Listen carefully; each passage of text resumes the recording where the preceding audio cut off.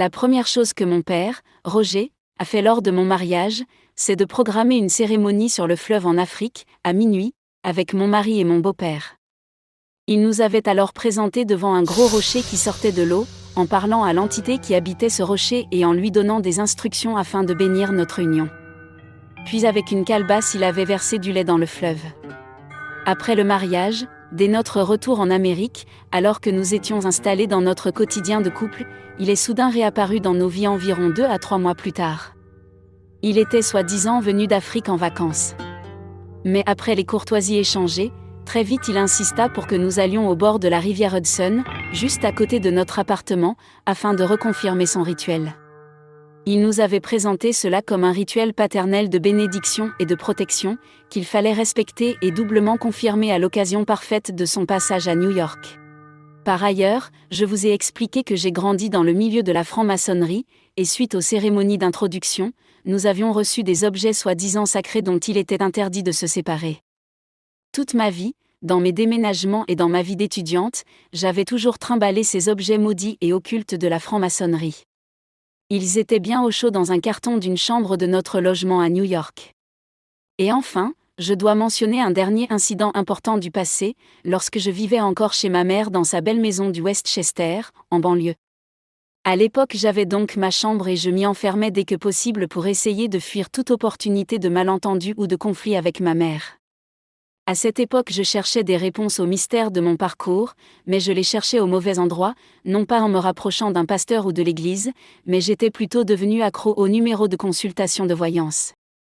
Cette habitude catastrophique et dangereuse continuait d'ouvrir des portes spirituelles à de nouveaux démons dans ma vie, mais à l'époque je ne comprenais rien, je croyais que les médiums et les voyants m'apportaient un éclairage sur ma situation. Un jour, pendant que les ténèbres spirituelles continuaient de grandir dans ma vie, j'ai tout à coup ressenti comme si un grand amour affectueux était en train de m'appeler. Il y avait de l'amour très fort dans mon cœur et cette personne m'appelait vers elle. Je suis sortie discrètement comme un zombie téléguidé, je me suis rendue au cimetière de la ville et je me suis allongée sur une tombe.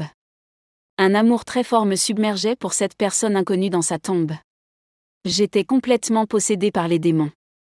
En rentrant à la maison ce jour-là, je me demandais qu'est-ce qui m'avait pris d'agir ainsi, mais c'était le résultat de toutes ces connexions au milieu de la voyance et de la consultation des esprits de mort. Alors que j'étais allongée pour dormir, en pleine nuit, soudain une main physique, j'ai bien dit physique, a saisi mon pied de façon très agressive pour le tirer. J'ai hurlé de terreur et je me suis recroquevillée dans un coin.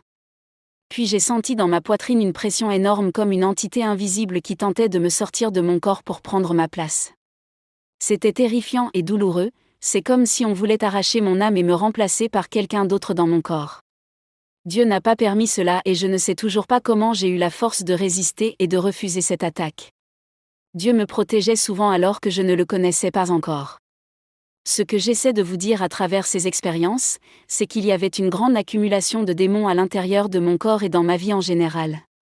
Et lorsque nous sommes rentrés de Californie ce jour-là avec mon mari, un vrai cataclysme interne s'est déclenché en moi. C'est comme si tous les démons en moi se sont réveillés brusquement, et que le séjour en Californie avait rajouté de nouvelles entités plus puissantes, et qu'une sorte de crise très forte s'était déclenchée. Jamais de toute ma vie je n'avais vécu de telles manifestations, je ne vivais plus dans la dimension naturelle mais j'avais en permanence un pied et des yeux ouverts dans le surnaturel. Pour la première fois ma mère et mon mari ont pris conscience qu'il m'arrivait quelque chose de complètement anormal. J'avais déjà un pied dans ma tombe. Et c'est exactement cette crise-là, très précisément, qui m'a conduite à accepter le Seigneur Jésus-Christ. Parce que l'issue prévue de cette crise était ma mort, le diable était venu encaisser son chèque et réclamer ma vie, mais Dieu a changé mon histoire, pour en faire le moment de mon sauvetage.